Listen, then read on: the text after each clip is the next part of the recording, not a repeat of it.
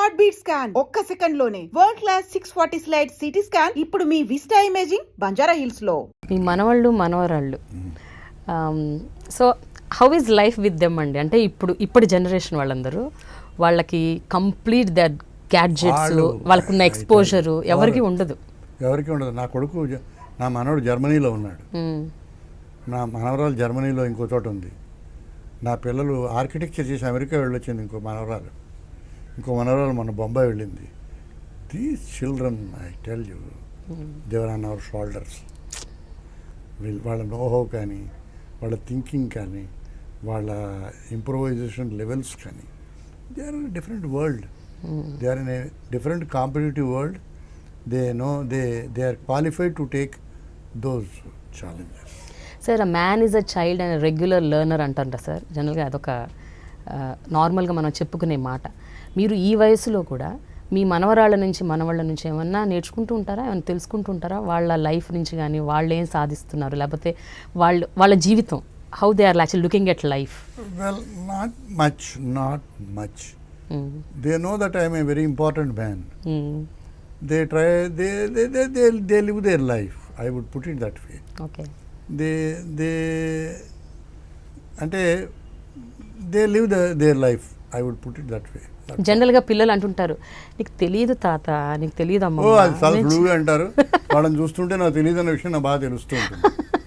మా మనవడు నా సమస్యలన్నింటినీ, కంప్యూటర్ సమస్యలన్నింటినీ, నేను కంప్యూటర్ అడాప్టర్ని. ఓకే. కంప్యూటర్ లేనిది నేను జీవించలేను.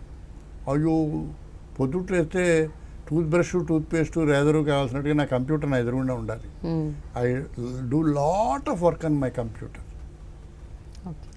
And one man who teaches me my computer teaching is my grandson. Okay. So they are more. So you're totally connected. Absolutely. అంటే మీకు వాట్సాప్, సోషల్, బ్రహ్మాండంగా మీరు ఫేస్బుక్ అన్నిట్లో ఉన్నారని, ట్విట్టర్ అలా లేదు. నేను నాటింది ఇప్పుడు ఏదో అందరూ ఫేస్బుక్, ట్వీట్ అవి లేదు. వాట్సాప్ మాత్రం ఉంది. నా డిఫరెంట్ వరల్డ్. ఎవరిని వాట్సాప్ ఎవరైనా ఇస్తే చూస్తాను తప్ప, వాడికి ఏదో పంపించి ఇవాళ ఏదో జరుగుతుంటే వెంటనే దానికి ఏదో రిప్లై రాసి, I don't have time. I have my own life to lead. I enjoy. So ఫైనల్గా sir, what is it that, అంటే ఇప్పుడున్న జనరేషన్కి చాలా వాల్యూస్ పాపం తెలుసుకోవాలన్న ఒక తపన ఉంటుంది, కానీ తెలుసుకోవడానికి కనెక్టివిటీ లేదు, అవకాశం లేదు, ఆశ, I mean there is no scope also. So ఇలాంటి పరిస్థితులు, అంటే very confused kind of atmosphere. ఒక పక్కన గ్యాడ్జెట్స్, ఇంకో పక్కన too much of exposure to the internet, ఇంకో పక్కన too much of exposure to the outside world. ఇన్ని కన్ఫ్యూజన్స్లో what you think the present generation should do అండి? How should they mould their life? నాకేమిటో ఎక్కువ చెప్పలేనేమో నాకు తెలీదు. ఎక్కువగా వ్యవస్థ మీద, మార్పు మీద తిరగబడ్డ హక్కు అని భావించడం ఎక్కువ కనిపిస్తోంది. ఎవరు నాకు ఈ ఉపకారం జరగకపోతే జరిగితే బాగుంటుందని అనడు. ఈ ఉపకారం జరగకపోతే చీఫ్ మినిస్టర్ సంగతి తెలుస్తాను, నాకు కంప్యూటర్ ఇవ్వకపోతే మా ప్రిన్సిపాల్ దగ్గర మేము కాలేజీలకు రాము. I mean that type of tendency somehow I don't know. అలాగే చేంజ్ కూడా it's not a demand. I don't think you should become demanding. See, when you court a change, you should court with humility, you should court with caution, you should court with responsibility, you should court. మీకు అర్థమైంది కదా? So it is much too early for you. అంటే హక్కులు కోరేవారు బాధ్యత తెలుసుకోవాలంటారు. హక్కుల్లాగా ప్రతివాడు అదేంటిది? Because it is easy become. నీకు mic ఇస్తే నువ్వు మాట్లాడితే 16 ఛానల్స్లో వస్తుంది. 16 ఛానల్స్లో వస్తే మన్నాడి నుంచి నేను చాలా గొప్పవాడిని. 36 ఛానల్స్లో వస్తే నేను ఎమ్మెల్సీని అవ్వచ్చు. 48 ఛానల్స్లో వస్తే నేను వెధపనులు కూడా చేయొచ్చు. I don't like it. ఒకటే వాక్యం చెప్తా, to live a wonderful fruitful life you should have a positive attitude. It is your attitude that should keep you healthy. అర్థమైందా? ఎప్పుడు నేను ఆ యాటిట్యూడ్ మిస్ కాను. పాజిటివిటీ, చక్కగా పొద్దుటే చక్కగా భోంచేయాలని కోరుకుంటాను, ఎప్పుడు నిద్రపోవాలో అప్పుడు నిద్రపోవాలని కోరుకుంటాను, నాకు నచ్చింది నేను చదువుకుంటా, నాకు నచ్చని దాన్ని తప్పించుకుంటాను, దాని గురించి నేను దెబ్బలాడాలని కోరుకోను, దెబ్బలాడగలిగితే దెబ్బలాడను, అర్థం చేసుకున్నట్టు చెప్పడానికి ప్రయత్నిస్తా, వీలైతే నా కాలంలో చెప్తా, వినకపోతే నవ్వుకుంటా, నన్ను విమర్శిస్తే ఊరుకుంటా. Wow, super. Never react. Ya. This is how I feel. I can always differ with you. You can always differ with me. So it is your attitude that keeps you alive to the society around you. If you ask me, one thing that is helping me to keep what I am today as I am living here.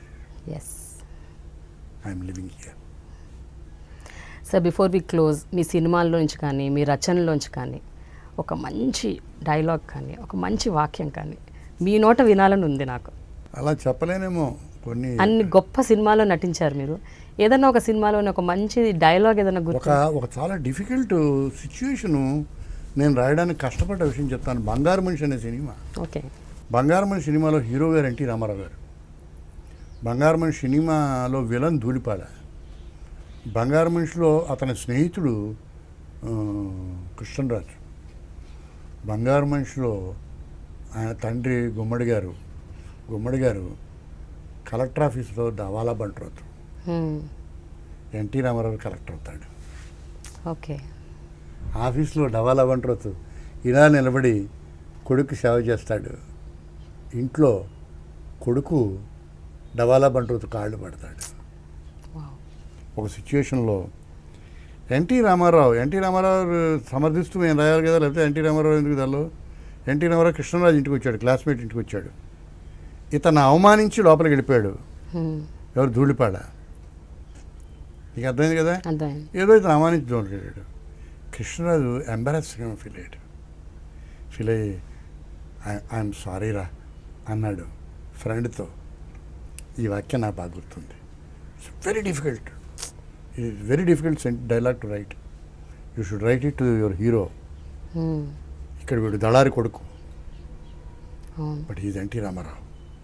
This is my hero. He is the man whom I should support. But rich man son, వీడిని insult చేసింది rich man. ఓ మాట్రాష, పర్వాలేదురా,